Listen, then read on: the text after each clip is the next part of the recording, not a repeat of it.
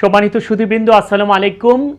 আমি ডাক্তার মোহাম্মদ আরিফ মোর্শেদ খান আবার আপনাদের সামনে এসে হাজির হয়েছি। এখন করোনা কালে প্রত্যেকটা মানুষের মনের মধ্যে যে বিষয় নিয়ে ভয়, চিন্তা, আশঙ্কা খুব দানা বেঁধে উঠছে, সেটা কিন্তু একটা মাত্র অঙ্গ নিয়ে, সেটা হচ্ছে আমাদের ফুসফুস। সবাই চিন্তা করছে যে কোন মুহূর্তে আমার ফুসফুস ইনভলভ হয়ে যায়, কোন মুহূর্তে আমার ফুসফুসে সংক্রমণ শুরু হয়, কোন মুহূর্তে আমাদের ফুসফুসের বায়ুথলিগুলো ঠিকমতো কাজ করতে পারে না, যাতে করে কিনা আমার প্রচণ্ড শ্বাসকষ্ট শুরু হয়ে যায়, আমি শ্বাস নিতে না পেরে হাঁসফাঁস করতে থাকি, আমি হয়তো অক্সিজেনের অভাবে মারা যেতে পারি, অথবা পর্যাপ্ত অক্সিজেন সাপ্লাই থাকা সত্ত্বেও বাতাসের অক্সিজেন তো নিতে পারছিই না, এমনকি কৃত্রিমভাবে সিলিন্ডারে বা অন্যান্য ডিভাইসের মাধ্যমে আমাকে পর্যাপ্ত অক্সিজেন দেওয়া হলেও সেই অক্সিজেন গ্রহণ করার মতো আমার শরীরে শক্তি থাকছে না। কখন এই অবস্থায় পড়ে যায়, এই চিন্তা কিন্তু সবার মনে সবসময় ঘুরপাক খেতে থাকে। আসুন আমরা এই বিষয়টা নিয়ে আরও গভীরভাবে চিন্তা করি, যাতে আমরা পুরো বিষয়টা থেকে কিভাবে মুক্তি পেতে পারি, উদ্বেগ, আতঙ্ক এর বাইরে কিভাবে ফলপ্রসূ চিন্তার মাধ্যমে আমরা পরিস্থিতির উত্তরণ ঘটাতে পারি, যাতে বেশিরভাগ রোগীকে হসপিটালে যেতে না হয়, বেশিরভাগ রোগীকে শ্বাসকষ্টে ভুগতে না হয়, এবং যেটার জন্য আমাদের কোনো টাকা পয়সা খরচেরও দরকার নাই, কোনো ডাক্তারের কাছে যাওয়ার দরকার নাই, কোনো ধরনের ইকুইপমেন্টসের দরকার নাই, একটি পয়সাও খরচ হবে না। আমরা শুধু নিজের ইচ্ছা এবং সচেতন থাকলে আমাদের ফুসফুসের কর্মক্ষমতা অনেক বাড়াতে পারি এবং করোনার সম্ভাব্য যে ফুসফুসের সংক্রমণ সমস্যাটুকু অনেক গুণ কমিয়ে আনতে পারি। আমরা 100% কমানোর কথা বলি না, there is no sure solution for corona problem, but of course আমরা যে জিনিসগুলোর মাধ্যমে সমস্যা অনেক বেশি কমিয়ে আনতে পারবো, অনেক কম রোগী আমাদের হসপিটালে ভর্তি করতে হবে, আইসিইউতে যেতে হবে, that is obviously the best thing, সেটা আমাদের করা উচিত। আমাদের ফুসফুস হচ্ছে একটা উল্টুনো গাছের মতো, এই যে ছবিতে যেমনটি দেখতে পাচ্ছেন। তো একটা গাছের কাণ্ড, শাখা, প্রশাখা, লতা, পাতা প্রত্যেকটি অংশে যেমন সূর্যের আলো ঠিকমতো পৌঁছলে গাছটা সজীব থাকে, সতেজ থাকে, তেমনি আমাদের ফুসফুসের মধ্যে প্রতিটা কোষ, প্রতিটা বায়ুথলি যদি পর্যাপ্ত পরিমাণ কাজ করতে পারে, ঠিকমতো কাজ করতে পারে, কর্মক্ষমতা দেখাতে পারে, তাহলে আমাদের ফুসফুসে সংক্রমণের সম্ভাবনা সবচেয়ে কম হবে। আমাদের ফুসফুসে গড় পড়তায় 50 কোটির মতো বায়ুথলি আছে। আমাদের চেষ্টা করতে হবে যে পদ্ধতিতে আমরা আমাদের সর্বোচ্চ সংখ্যক বায়ুথলিগুলোকে সর্বোচ্চ পরিমাণে অ্যাক্টিভ রাখতে পারি, কর্মক্ষম রাখতে পারি।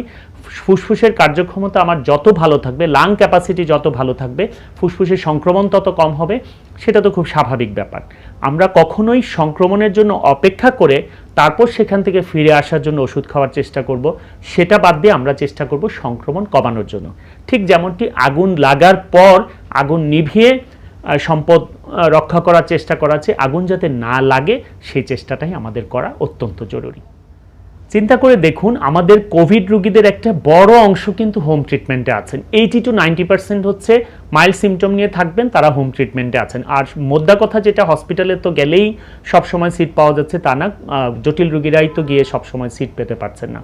তো হোম ট্রিটমেন্টে যারা আছেন তারা কিন্তু একটা বিশাল অংশ, সারা বিশ্বের কোটি কোটি মানুষ হোম ট্রিটমেন্টে আছেন। তাহলে এই যে মানুষগুলো প্রতিনিয়ত খালি একটাই চিন্তা, কখন আমার ফুসফুস ইনভলভ হয়ে যাবে, কখন আমি কোন বিপদে পড়ে যাই, কখন আমার শ্বাসকষ্ট শুরু হয়ে যায়, কখন আমাকে হসপিটালে যেতে হয়, এই চিন্তার মধ্যে তারা একখান থেকে একখানে দৌড়াদৌড়ি করেন, এর সাথে ওর সাথে কথা বলেন, অনলাইনে এখানে সেখানে যোগাযোগ করেন, এবং সব ধরনের মানসিক অস্থিরতা এবং মানসিক চাপ কিন্তু মাথার মধ্যে ঘুরতে থাকে। তারা এই পরীক্ষা সেই পরীক্ষা করতে থাকেন, কখন কোন পরীক্ষা করতে হবে সেটাও বুঝতে পারেন না, এবং অনেকে নিজে নিজে এমনকি বুকের সিটি স্ক্যান পর্যন্ত করছেন নিজের নামে, সেলফ দিয়ে নিজেই সিটি করে বসে আছেন যে আমি দেখি আমার লাংস কতটুকু ইনভলভ হচ্ছে। কিন্তু তা করতে গিয়ে যেটা হচ্ছে, আরও বেশি তারা স্ট্রেসের মধ্যে পড়ে যাচ্ছেন, একে অপরের কাছ থেকে সংক্রমণ করছেন, আরও ক্ষতি হচ্ছে। কিন্তু আমরা যদি সেটা না করে ধীরে স্থিরভাবে আমরা আমাদের ফুসফুসের কর্মক্ষমতা বাড়ানোর জন্য চেষ্টা করি, ফুসফুসের মধ্যে থাকা আমাদের যত বিষাক্ত পদার্থগুলো আছে, বিষাক্ত বাতাস আছে, সেটাকে বের করে দেওয়ার জন্য বেশি চেষ্টা করি, সেটা হচ্ছে আমাদের জন্য সবচেয়ে প্রথম কাজ যেটা আমাদের করা প্রয়োজন, এবং সেটা করার জন্য কোনো টাকা পয়সা বের করতে হয় না। আমরা জানি যে এই জিনিসগুলো আমরা খুব আলোচনা করছি, কিন্তু কোনো না কোনো কারণে সামহাও আমি দেখছি যে বিষয়গুলো মিসিং হয়ে যাচ্ছে। কারণ আমি আমার প্রাইভেট প্র্যাকটিসে যেমন দেখি অনেক রোগী দেখতে গিয়ে, এবং আমাদের সরকারি হাসপাতাল মেডিকেল কলেজ হসপিটালে, সেখানে করোনা ইউনিটে এবং সাধারণভাবে ডিপার্টমেন্টে রোগী দেখতে গিয়ে, আমরা শত শত রোগী দেখতে গিয়ে আমরা দেখছি যে এই জিনিসগুলো at the end of the day missing with lot of patients, এবং অনেকেই কিন্তু এই কাজগুলো ঠিকমতো করছে না। মাত্র দুটো ব্যায়াম আমি আপনাদের বলে দিচ্ছি, খুবই সংক্ষেপে, খুবই সহজে, কঠিন কিছু না, খুব সহজ দুটি বিষয় আমি আপনাদের বুঝিয়ে দিচ্ছি। এই দুটো জিনিস ফলো করলেই আপনি আপনার লাংসের সর্বোচ্চ কর্মক্ষমতা বজায় রাখতে পারবেন এবং তার মাধ্যমে আপনার হসপিটাল অ্যাডমিশন কিন্তু অনেক পরিমাণ কমিয়ে রাখা যাবে। আমরা যত বেশি হসপিটাল অ্যাডমিশন দেখছি, আমি সবার সাথে কথা বলে দেখেছি তাদের কোনো ধরনের লাং এক্সারসাইজ, মানে 90 to 95-6% রোগী কিন্তু কোনো ধরনের লাং এক্সারসাইজ করেনি, এবং তাদেরকে যখনই তাদের অ্যাটেন্ডেন্ট, শিক্ষিত অ্যাটেন্ডেন্টদেরকেও যদি আমরা বলি, বা রুগীরাও অনেক শিক্ষিত থাকেন, কিন্তু সামহাও তারা বলছেন যে এটা আমরা মিস করে গেছি বা করা হয়ে ওঠেনি। হ্যাঁ, আমরা শুনেছি এগুলোর কথা, কিন্তু মিস করে গেছে। ওই যে বললাম, মানে complicated problems have a lot of simplier solutions, but the problem is we don't do that. এখানে এই লোকটিকে দেখতে পাচ্ছেন, ওনার হাতে কিন্তু সমাধান আছে, কিন্তু উনি কিন্তু সমাধানের দিকে যাননি। সো এই হচ্ছে একটা ব্যাপার, আমাদের এই জিনিসগুলো খেয়াল করা দরকার। ধন্যবাদ। আমাদের কোভিড রোগীদের একটা সিকোয়েন্স অফ ইভেন্টস যদি আমরা চিন্তা করি, প্রথম কিন্তু 4-5 দিন বা 6 দিনে কিন্তু লাং ইনফেকশন তেমন একটা হয় না। এটা কিন্তু শুরু হয় প্রায় 5th, 6th অথবা 7th ডেতে। এখন প্রথম কয়েকদিন কিন্তু অন্যান্য লক্ষণগুলো থাকে, সাধারণত জ্বর, মাথা ব্যথা, গলা ব্যথা, গা হাত পা ব্যথা করা, খাবারে অরুচি, নাকে সর্দি, নাকে গন্ধ না পাওয়া, এইসব জিনিসগুলো কিন্তু লাং ইনভলভমেন্ট একটু পরে আসে। তো তাহলে দেখুন, এখানে কিন্তু একটা সুযোগ আছে, আমরা যদি আমাদের ফুসফুসের কর্মক্ষমতা বাড়াতে পারি, তাহলে কিন্তু আমরা অনেক ক্ষেত্রে কিন্তু মুক্তি পেতে পারি, কিন্তু সেই কাজটা করা হয়ে উঠছে না, আমি আবার বলছি। এবং সেই জন্য আমি দুটো ব্যায়ামের কথা বলছি, আপনারা একটু লক্ষ্য করুন। নাম্বার ওয়ান হচ্ছে আর কিছুই না, আমরা তো নর্মালি শ্বাস নিচ্ছি, সবসময় শ্বাস নিচ্ছি আমাদের মনের অজান্তে। এই কাজটাকে আমাদের জেনে বুঝে আস্তে আস্তে সময় নিয়ে শ্বাস নিতে হবে, বুক ভরে। ডিপ ব্রিদিং এক্সারসাইজ, শুধু ব্রিদিং এক্সারসাইজ বলা চলে, কিন্তু আমাদেরকে মেইনলি বলতে হবে ডিপ ব্রিদিং এক্সারসাইজ, গভীর শ্বাস নেওয়া এবং শ্বাস ফেলার ব্যায়াম। শুধু শ্বাস নেওয়ার ব্যায়াম বা শ্বাস ফেলার ব্যায়াম না বলে আমরা বলবো গভীর শ্বাস নেওয়া এবং শ্বাস ফেলার ব্যায়াম। সেটা হচ্ছে গভীর শ্বাস নেওয়া, শ্বাস ফেলার ব্যায়াম আর কিছুই না। বুক ভরে শ্বাস নিতে হবে, লম্বা করে সময় নিয়ে টেনে, তারপর ব্রেথ হোল্ড করতে হবে, বুকের মধ্যে শ্বাসটা ধরে রাখতে হবে যাতে বায়ুথলিগুলো অনেকক্ষণ সময় উন্মুক্ত থাকতে পারে। তারপর আস্তে আস্তে সময় নিয়ে শ্বাসটা ফেলতে, ভেরি সিম্পল থিং। এটার ব্যাপারে অনেক রকম এক্সারসাইজের কথা বলা আছে, ইন্টারনেটে বিভিন্ন জায়গায়, ইউটিউবে আছে, ইয়োগা আছে, প্রাণায়ামা আছে, আরও অনেক ধরনের লট আদার অ্যাক্রোবেটিক ব্যাপার স্যাপার আছে। আপনাদের কোনো কিছু দরকার নেই, I just want to make it very simple at the basic level. সেটা হচ্ছে, আমি একটু দেখাই দিচ্ছি, বুক ভরে বড় করে শ্বাস নেবেন, টেনে টেনে সময় নিয়ে 3-4-5 সেকেন্ড, যে যতটুকু পারেন সময় নিয়ে শ্বাসটা নিয়ে তারপর বুকের মধ্যে ধরে রাখবেন।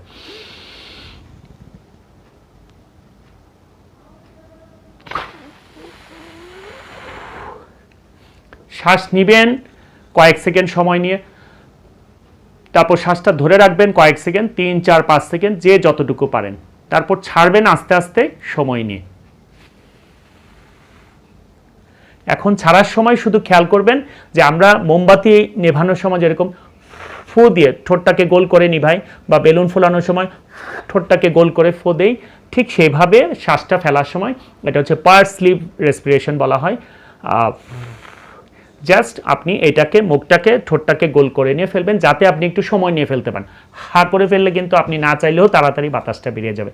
এই একটাই কাজ, 3-4-5 সেকেন্ড সময় নিয়ে শ্বাস নেওয়া, 3-4-5 সেকেন্ড সময় নিয়ে শ্বাসটাকে বুকের মধ্যে ধরে রাখা, ব্রেথ হোল্ড পজিশন, তারপর 3-4-5 সেকেন্ড সময় নিয়ে শ্বাসটাকে আস্তে আস্তে ফেলা, ঠোঁটটাকে গোল করে।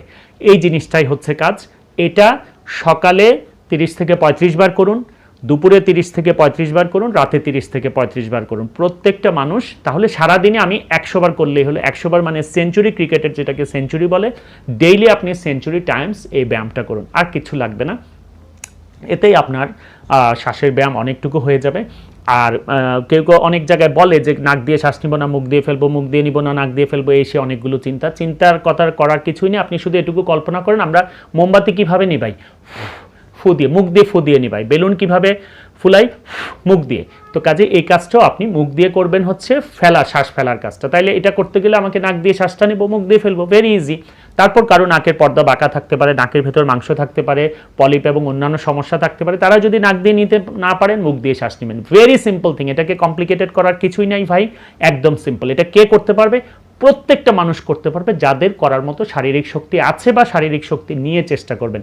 শুধু একটা জিনিস, একটা কাজ করতে পারবেন না, সেটা হচ্ছে খাওয়ার পরপর ভরা পেটে করবেন না। আপনি খাওয়ার 1 ঘন্টা পর শুরু করতে পারেন। এ থেকে আপনার পরবর্তী খাওয়ার আগ পর্যন্ত যে কোনো সময়, সাধারণত খালি পেটে করবেন, অথবা আপনি যদি খাওয়ার পর করতে চান সেটা অবশ্যই খাবারের 1 ঘন্টা পর। এই আর কোনো মোটা দাগে আর কোনো কন্ট্রাইন্ডিকেশন বা বিরুদ্ধ অবস্থা নাই, যে কোনো অবস্থাতে আপনি করতে পারবেন। এবার আসুন দ্বিতীয় যে কাজটির মাধ্যমে আমরা আমাদের ফুসফুসের কর্মক্ষমতা অনেক বাড়াতে পারবো, লাং ক্যাপাসিটি অনেক বেড়ে যাবে, সেটা আরও সহজ। এটার জন্য আপনার শারীরিক পরিশ্রম আরও কম দিতে হবে, সেটা হচ্ছে উপর হয়ে শোয়া। আমরা সাধারণত ডান কাতে বা বা কাতে শুই, অথবা কিছু কিছু সময় চিত হয়ে শুয়ে থাকি, উপর হয়ে কিন্তু আমরা খুব কমই শুই। এখন এই কোভিড সিচুয়েশনে আমাদের যেটা করতে হবে, উপর হয়ে শোয়ার প্র্যাকটিসটা বাড়াতে হবে। খুবই সিম্পল কাজ। আপনার সাধারণভাবে দুটো এক্সট্রা বালিশ শুধু একটু লাগবে, সেটা হচ্ছে বুক বরাবর একটা বালিশ দিবেন এই ছবির মতো, এবং আপনার হিপ বরাবর অর্থাৎ কোমর বরাবর বালিশ দিবেন। পেটের অংশটুকু একটু ফাঁকা রাখবেন যাতে পেটটা একদম বিছানায় জাস্ট লেগে থাকে, অথবা ওইভাবে চাপ না পড়ে বা একটু শূন্যে থাকে বা বিছানায় লেগে থাকে, এতটুকুই। পেটের উপর প্রচণ্ড চাপ পড়লে এটা হবে না।